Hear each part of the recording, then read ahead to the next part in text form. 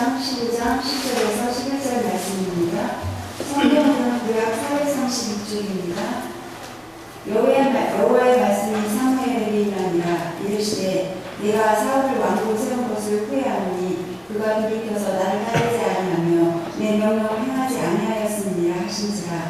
사무엘이 불심하여 온 방을 여호와께 부르짖으니라. 어떤 사람들이 그 실패나 또한 죄를 볼 때가 있습니다.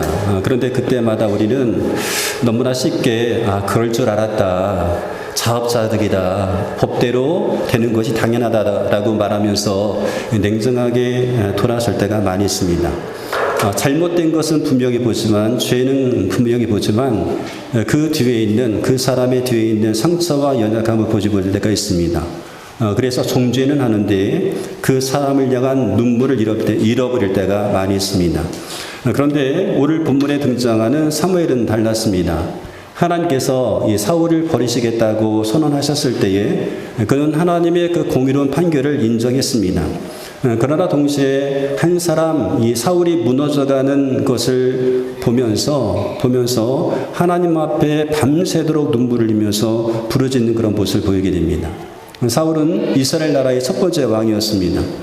그가 왕으로 선택되어졌을 때에 진 보따리 뒤에 숨을 만큼 겸손하고 온유한 그런 사람이었어요. 그런데 왕이 된 후 얼마 지나지 않아서부터 그가 조금씩 변하기 시작합니다.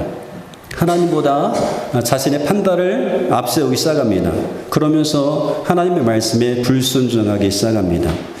하나님께서 선지자를 통해서 사울에게 말씀을 하십니다. 사무엘상 15장 3절에 보니까 너는 이제 가서 아말렉을 쳐라. 그들에게 딸린 것은 모두 소멸시켜라. 사적을 보아주어서는 안 된다. 남자와 여자, 어린아이와 젖먹이, 소떼와 양떼, 낙태와 나귀 등 무엇이든지 가릴 것 없이 죽여라. 이렇게 해서 아주 엄중한 명령을 내리십니다. 그런데 사울은 이 지시에 따르지 않습니다. 사울은 아말렉과의 그 전투에서 승리하고 아말렉 왕이었던 아각을 죽이지 않고 포로로 잡아옵니다.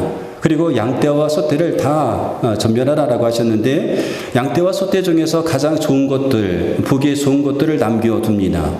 그러면서 나는 하나님의 말씀에 다 순종했다라고 그렇게 장담을 합니다.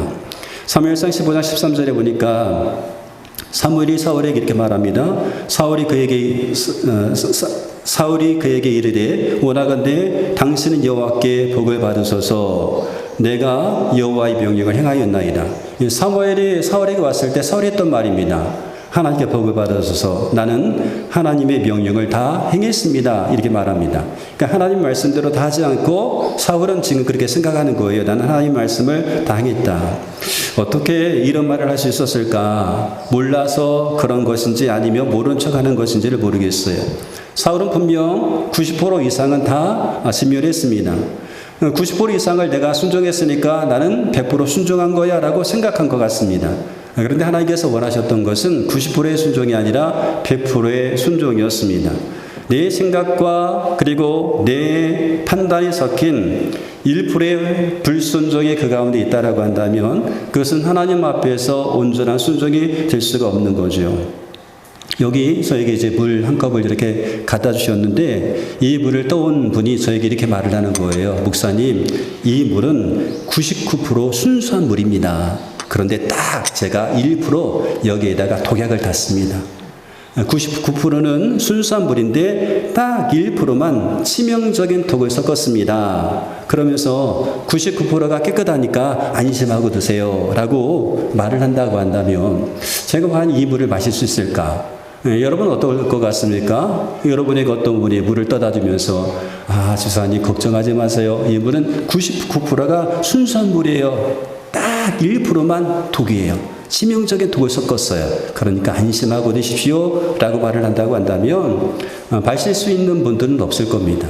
아마도 죽고 싶은 분들은 마시겠죠. 세상살이 나 귀찮고 힘든데 나 먹고 죽을 거야. 그런 물을까? 그 물을 마실 수 있는 분은 아무도 없을 겁니다. 그래서 사무엘은 하나님 명령대로 다 행해야 했다고 말하는 사울에게 질문하는 거예요. 그러면 내 귀에 들리는 소떼와 양떼의 울음소리는 무엇입니까? 하나님의 명령을 100% 순종했다고 한다면, 하나님 말씀대로 했다라고 한다면 양과 소의 그 소리가 들리지 않았어야 됩니다. 그런데 지금 그 소리가 지금 들리고 있는 거예요. 그 소리가 들리고 있다라고 하는 것은 하나님의 명령을 100% 순종하지 않았음을 보여주는 겁니다. 그런데 사울은 그런 순간에도 그 책임을 자기에게 돌리는 것이 아니라 백성에게 돌리기 시작합니다.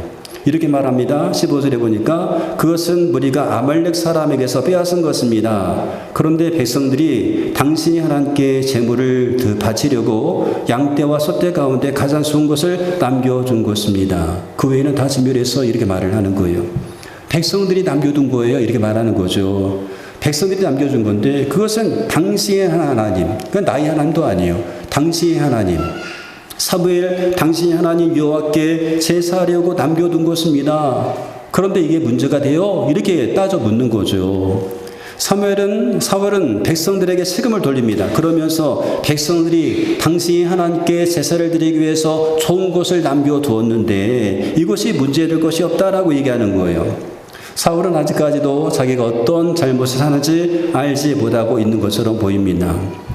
그래서 사무엘이 다시 한번 이 사무엘의 죄를 지적했음에도 불구하고 그는 여전히 나는 하나님 앞에 죄를 짓지 않았습니다 라고 이렇게 항변하는 거예요. 그래서 20절과 21절 우리가 읽지는 않았지만 21절과 21절에 보면 다만 백성이 그 마땅히 멸할 것 중에서 가장 좋은 것으로 길갈에서 당시 하나님 여호와께 제사하려고 양과 소를 끌고 왔습니다. 여전히 똑같은 말을 반복하는 거예요. 당신 잘못한 겁니다 라고 말하는데 아니요, 나 잘못한 것 없습니다. 당신 불순종했잖아요. 아니요, 나 불순종하지 않았습니다. 다만 우리 백성들이 당신 하나님께 제사 드리려고 좋은 것을 남겨둔 것뿐입니다 라고 얘기하는 거예요.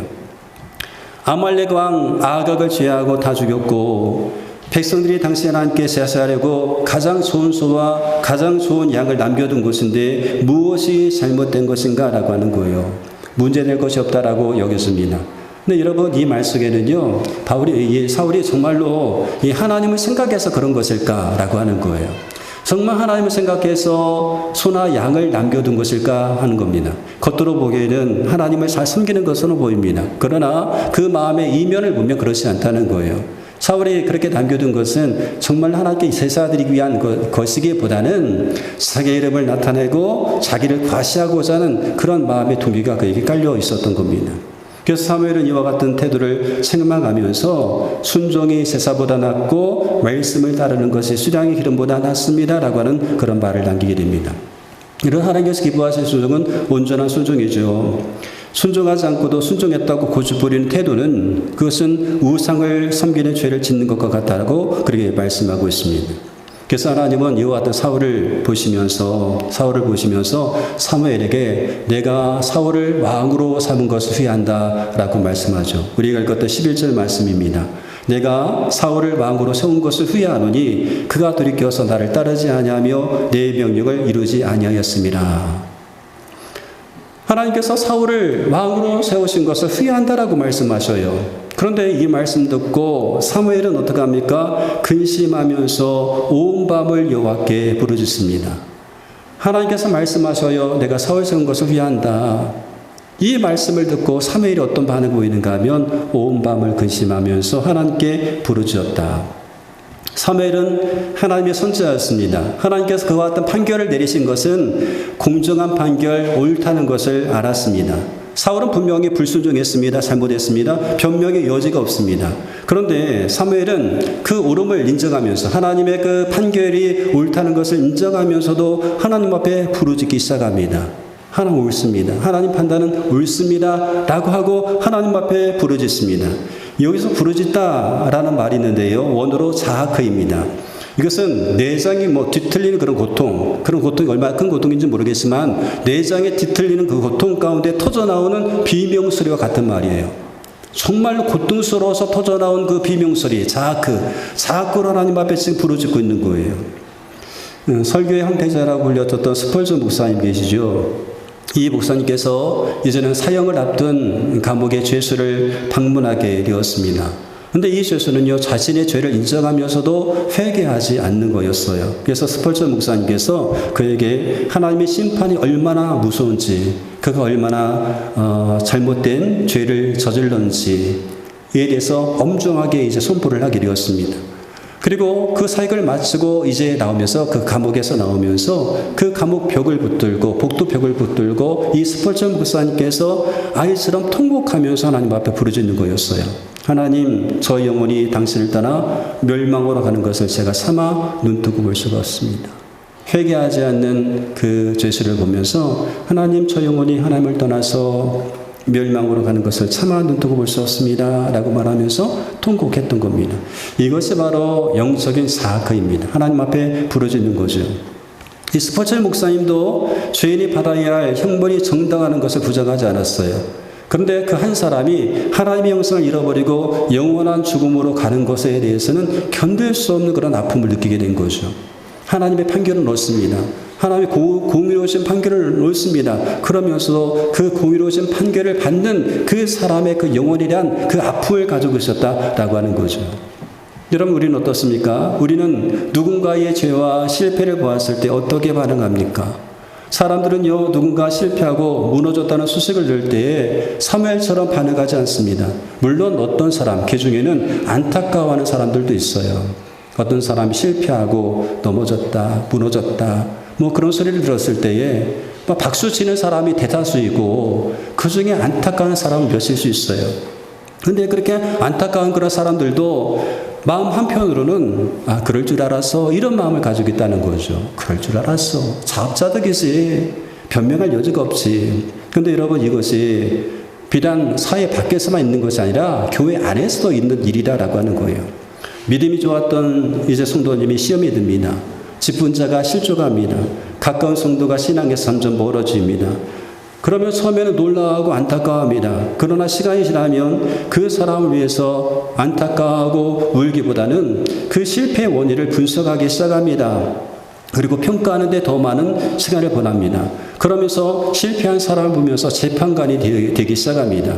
그 사람 책임이다. 본인이 자처한 일이다. 말씀대로 살지 않았으니까 그렇게 된 것이야 라고 그렇게 재판관이 됩니다. 물론 틀린 말이 아닐 수 있습니다.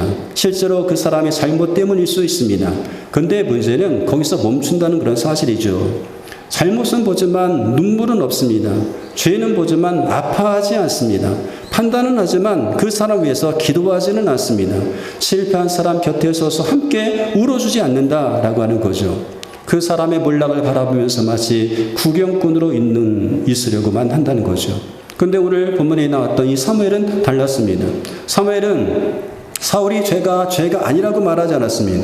하나님께서 그를 버리신다라고 했을 때 하나님의 판결이 틀렸다라고 주장하지도 않았습니다. 그러나 사무엘은 사울의 실패를 보면서 당연한 결과라고도 말하지 않았습니다. 대신에 그는 밤새 하나님 앞에 부르짖었습니다. 내장에 뒤틀리는 그런 고통 같은 그런 마음을 가지고 하나님 앞에 부르짖었던 겁니다. 왜 그렇게 부르짖었을까라고 하는 거죠. 사무엘은요, 순수했던 사울의 모습을 기억하고 있었어요. 죄인으로 전락하기 전에 있었던 그 아름다운 청년의 모습을 그는 기억하고 있었습니다. 순수하고 겸손했던 그 청년의 모습을 기억하고 있었습니다. 악하지 않았던 한 영혼을 기억하고 있었습니다. 근데 그 영혼이 그 사람이 교만이라고 하는 덫에 걸려서 점점점 파괴되어 가고 있었고, 그렇게 아끼고 잘되기를 바랬던 이 한 사람이 그 교만 때문에 실패하는 그런 모습을 보면서 하나님 앞에 내정이 뒤틀리는 그런 아픔과 같은 그 비명소리에 그런 부르짖을 수밖에 없었던 거죠. 그리고 사무엘이 밤새 부르짖었다는 이 부르짖음은요, 하나님의 마음을 대변해 주는 것이었습니다. 자, 하나님께서 내가 사울을 왕으로 세운 것을 후회한다 이렇게 말씀하셔요. 이 후회한다 이 말은요, 히브리어로 나함입니다. 나함인데, 나함은 단순히 내가 사람 잘못 뽑았네, 바꿔야겠네 라고 하는 단순한 실망이 아닌 겁니다. 이것은 절대로 가벼운 감정의 변화가 아닙니다. 깊은 사랑과 기대를 쏟았던 대상이 돌이킬 수 없는 길로 지금 가고 있습니다. 그렇게 갔을 때 정말 내장이 찢어지는 듯한 슬픔을 품고 어쩔 수 없이 관계의 방향을 바꿀 수밖에 없는 그 아픔을 표현한 말입니다. 그것이 바로 나함입니다. 이 마음 속에는, 이 후회한다 이 말 속에는요, 엄청난 비통함이 웅충되어 있다는 거죠. 그 비통함을 가지고 방향전을 하고 있는 겁니다. 사무엘은 그런 하나님의 찢어지는 그런 마음을 느낀 거죠. 그 마음이 있었기 때문에 하나님 앞에 정말로 찢어진 것 같은 그 마음을 가지고 하나님 앞에 부르짖었던 겁니다. 우리가 본받아야 할 모습이 바로 이와 같은 사무엘의 모습이라고 할 수가 있어요. 죄를 죄라고 말하면서도 그 죄를 지은 사람 때문에 눈물을 흘릴 줄 아는 사람, 공의를 붙들면서도 사랑을 잃어버리지 않는 사람, 잘못을 지적하면서도 그 사람을 위해서 하나님 앞에 엎드려 기도하는 사람, 이러한 신앙인이 되기를 하나님께서 원하신다는 거죠. 이것이 성숙한 신앙인의 모습이라고 할 수가 있습니다. 여러분, 우리는 누구의 실패 때문에, 어떤 사람의 그 아픔 때문에 사무엘처럼 하나님 앞에서 해본 적이 있습니까? 누군가가 실패하고 누군가가 잘못된 길로 가고 그런 모습을 보면서 하나님 앞에서 이 사무엘처럼 정말로 눈물을 흘리면서 자학해 본 적이 있는가라고 하는 거예요. 그 심판이, 그런 판결이 옳다는 것을 알면서도 하나님 앞에 엎드려서 울어본 적이 있는가라고 하는 거예요. 근데 여러분, 어떻게 생각해 보면 우리도 사울과 같은 그런 사람이었습니다. 우리도 사울과 똑같은 사람이었어요. 우리도 하나님을 떠났었고, 우리도 불순종했고, 우리도 심판받아 마땅한 그런 존재였습니다. 근데 예수님께서 그런 우리를 위해서 겟세마네 동산에서 눈물을 흘리셨습니다. 비통의 눈물을 흘리셨습니다. 그리고 십자가에서 생명을 내어주셨습니다. 그래서 예수님은 우리의 실패를 해결하시고 우리를 구원하셨어요. 우리가 그 은혜로 우리가 살아가고 있습니다. 우리 실패했는데 실패했던 우리를 예수님을 통해서 구원하셨습니다. 이제 그 은혜로 살아가는 사람이기 때문에 우리는 판단만 하는 사람이 되어서는 안 됩니다. 비판만 하는 사람이 되어서는 안 된다라고 하는 거예요. 오히려 판단하는 사람이 아니라 중보하는 사람이 되어야 되는 거죠. 죄를 미워하되 영혼을 사랑할 줄 아는 사람, 공의를 붙들면서도 눈물을 잃지 않는 사람, 그 사람의 실패와 아픔 속으로 내가 달려들어가서 함께 울어줄 수 있는 사람이 필요한 겁니다. 판단하는 사람보다 그 사람의 실패의 그 아픔 속에서 함께 울어줄 수 있는 사람, 하나님 앞에서 함께 비통하게 울어줄 수 있는 사람이 되어야 된다는 겁니다. 공의의 판결 앞에서도 눈물을 잃지 않았던 사무엘처럼, 죄를 위해서 십자가를 지신 예수님처럼 한 영혼을 품고 하나님 앞에 사악할 수 있는 성도, 그런 성도를 하나님께서 찾고 계시는 겁니다. 여러분, 이번 한 주간 여러분이 생활하다 보면 하나님께서 한 사람을 생각나게 하실 거예요. 신앙에서 멀어진 사람일 수도 있고 삶에 지쳐 있는 사람일 수도 있습니다. 실패와 낙심 때문에 낙심 가운데 있는 사람일 수도 있습니다. 여러분, 그런 사람들이 생각나거든 그 사람을 위해서 사무엘처럼 하나님 앞에 부르짖으시기 바랍니다. 하나님, 은혜를 베풀어 주옵소서. 하나님, 긍휼을 베풀어 주옵소서. 그 마음 가지고 하나님 앞에 부르짖는 저와 여러분 되시기를 주님의 이름으로